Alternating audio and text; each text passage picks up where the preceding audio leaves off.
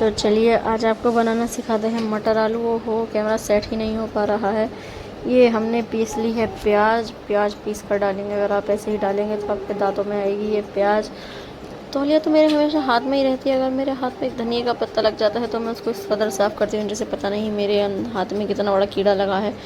इसमें अपनी खुशी से जितना धनिया मर्जी उतना डाल दो गाइस, क्योंकि अगर धनिया कम डालोगे तो सब्ज़ी बेकार बनेगी। अगर सब्ज़ी बेकार बनी तो तुम्हें इस धनिया की कंजूसी करने की सज़ा भुगतनी पड़ेगी। तुम्हारे हस्बैंड तुमसे दोबारा सब्ज़ी बनवाएंगे।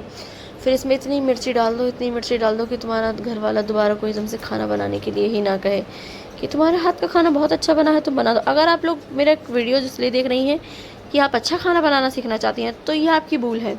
अच्छा खाना आप बिल्कुल मत बनाइए। अगर आप अच्छा खाना बनाएंगे तो खाना आपको ही बनाना पड़ेगा। जी हाँ, खाना आपको ही बनाना पड़ेगा। इसलिए आप मेरी एक एडवाइस मानिए, आप ये वीडियो स्किप कर दीजिए। और अगर आप देख रही हैं तो मेरी टिप्स देखती जाइए। मैं आपको बुरा खाना बनाना भी बताऊंगी। मैं आपको बताऊंगी कि काम से कैसे बचा जाता है। काम से ऐसे बचा जाता है जैसे मैं बच रही हूँ। मैंने लहसुन अदरक का पेस्ट जो है रख दिया था। अब यहाँ पे मैं मसाला भून लेती हूँ। मसाला तो आपको पता ही है कि कैसे भूनते हैं। अगर आपको मसाले का भूनने का तरीका नहीं पता है तो आप एक बार अपने रिश्तेदारों की कोई चीज़ ले लीजिए, कोई गाड़ी ले लीजिए, और फिर आपके रिश्तेदार जिस तरीके से भुनेंगे बस उसी तरीके से ये मसाला भूनना है।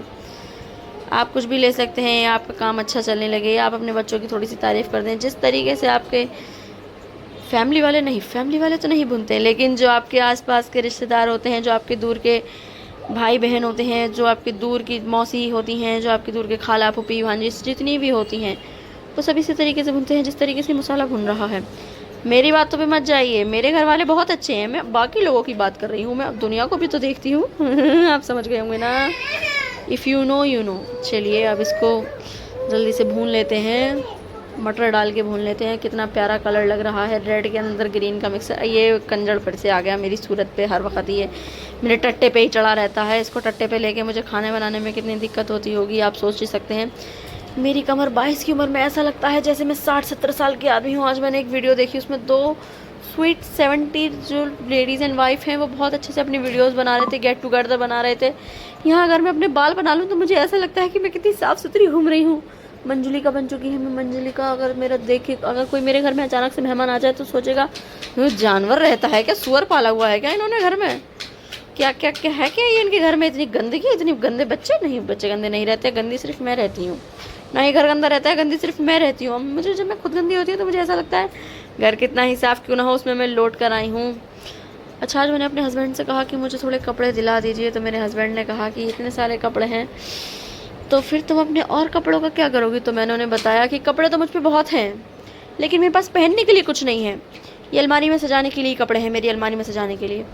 गाइस वैसे मैं सही बताऊं तो मेरे पास सच में कपड़े बहुत ज़्यादा हैं, लेकिन जैसे ही मैं कोई नया कपड़ा देखती हूँ तो मेरा दिल ऐसा करने लगता है ओह इस कपड़े को ले लिया जाए, क्या इस कपड़े को ले लिया जाए। और फिर मैं बिना सोचे समझे इस कपड़े को ख़रीद लेती हूँ।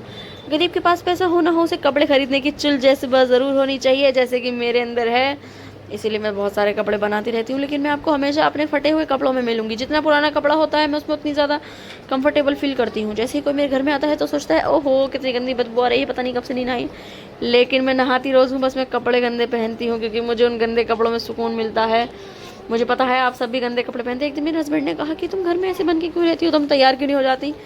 तो मैंने बस थोड़ा सा मेकअप कर दिया तो फिर उस दिन पूरे घर वालों ने मेरे सर में दर्द कर दिया ये पूछ के कि तुम कहाँ जा रही हो, तुम कहाँ जा रही हो। भाई बंदा नहा नहीं सकता क्या घर में, नहा नहीं सकती हूँ क्या मैं घर में, थोड़ी सी लिपस्टिक नहीं लगा सकती हूँ क्या। कहाँ जा रही हूँ, कहाँ जा रही हूँ, कहाँ जा रही हूँ।